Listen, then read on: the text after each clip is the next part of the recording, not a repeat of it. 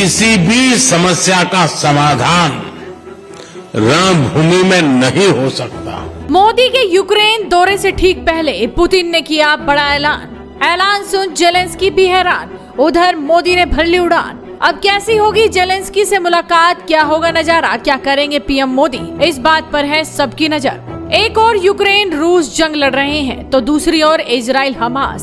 दुनिया दो खेमों में बढ़ चुकी है। पूरी दुनिया ही जंग के मुहाने पर है। ऐसे में भारत ही वो देश है जो दुनिया को शांति का पाठ पढ़ा रहा है। पीएम मोदी इस वक्त पोलैंड दौरे पर हैं। पोलैंड के बाद वो उस देश की यात्रा करेंगे जिसे भारत का दोस्त अपना दुश्मन मानता है। ये वही देश है जब पीएम मोदी ने पुतिन को गले लगाया था तब उसने खूब जहर उगला था। वो पीएम मोदी और पुतिन की दोस्ती और गले मिलने से खफा था, लोकतंत्र की दुहाई देने लगा था। मगर आज वही देश पीएम मोदी को गले लगाने का बेसब्री से इंतजार कर रहा है। जी हाँ, हम बात कर रहे हैं यूक्रेन की। मगर ये मोदी का जादू ही कहिए कि उन्होंने पासा पूरी तरह से पलट दिया। अब खुद जेलेंस्की उसी तरह गले मिलने वाले पल का इंतजार कर रहे होंगे। वैसे तो इस यात्रा के दौरान भारत और यूक्रेन के बीच कई अहम समझौतों और दस्तावेज पर हस्ताक्षर होने हैं, मगर बात केवल इतनी सी नहीं है। रूस यूक्रेन जंग को खत्म करवाने में भारत पर्दे के पीछे से बड़ी भूमिका निभा रहा है। पहले रूस में जाकर पुतिन को जंग पर दो टूक समझाना और अब यूक्रेन जाना इस बात की ओर इशारा करता है कि भारत कभी गुटबाजी में नहीं रहा। वो तटस्थ होकर दुनिया को शांति की राह दिखाता रहा है। इस बार भी पीएम मोदी जब यूक्रेन में होंगे तो वो जंग खत्म करवाने की ही वकालत करते नजर आएंगे। हालांकि अब सवाल है कि क्या पीएम मोदी के यूक्रेन दौरे से रूस नाराज हो जाएगा, तो ऐसा लग तो नहीं रहा। लेकिन पुतिन ने एक ऐसा ऐलान कर दिया है जिसे सुनकर सब चौंक जाएंगे। पीएम मोदी के यूक्रेन जाने से पहले रूसी राष्ट्रपति व्लादिमीर पुतिन चेचनिया दौरे पर पहुंच गए। इस दौरान उनका एक वीडियो सोशल मीडिया पर खूब वायरल हो रहा है। वीडियो में वो पवित्र कुरान को चूमते हुए नजर आ रहे हैं। दरअसल अपने दौरे पर वो चेचनिया की एक महत्वपूर्ण धार्मिक स्थल पैगंबर ईसा मस्जिद पहुंचे, जहां उन्होंने कुरान को चूमा। इसके साथ ही रूसी सिक्योरिटी काउंसिल के डिप्टी हेड दमित्री मेदवेदेव ने कहा कि रूस के कुर्स इलाके में यूक्रेनी सेना के घुसपैठ के बाद अब कीव के साथ कोई बातचीत नहीं होगी। उन्होंने कहा कि जब तक हम यूक्रेन को हरा नहीं देते तब तक उनसे कोई बातचीत नहीं होगी।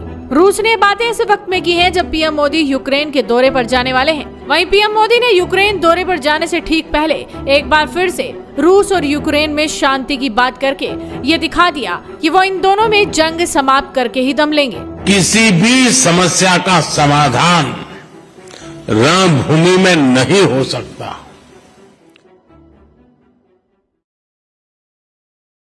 भारत अपने मित्र देशों के साथ मिलकर हर संभव सहयोग देने के लिए तैयार है।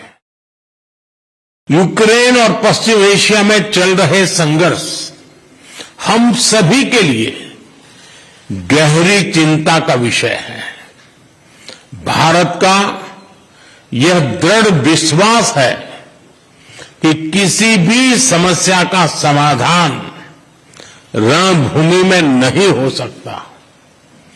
किसी भी संकट में मासूम लोगों की जान की हानि पूरी मानवता के लिए सबसे बड़ी चुनौती बन गई है। हम शांति और स्थिरता की जल्द से जल्द बहाली के लिए डायलॉग और डिप्लोमेसी का समर्थन करते हैं। इसके लिए भारत अपने मित्र देशों के साथ मिलकर हर संभव सहयोग देने के लिए तैयार है। अब जब बात विश्व शांति और बंधुत्व की होती है तो भारत दोस्ती और दुश्मनी से परे केवल विश्व कल्याण की बात करता है। भारत किसी की नाराजगी की परवाह नहीं करता।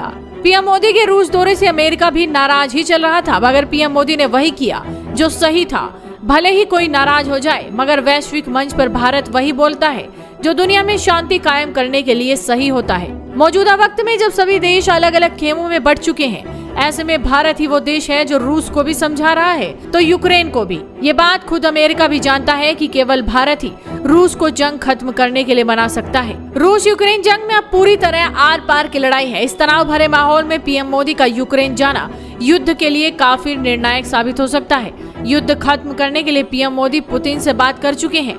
अब बारी जेलेंस्की से बात करने की है। देखना होगा यह मुलाकात कैसी रहती है और पुतिन, मोदी और जेलेंस्की की मुलाकात पर क्या प्रतिक्रिया देते हैं। तो आप भी अपनी नजरें बनाए रखिए, साथ ही इस वीडियो को शेयर कीजिए और जुड़े रहिए हेडलाइंस इंडिया के साथ।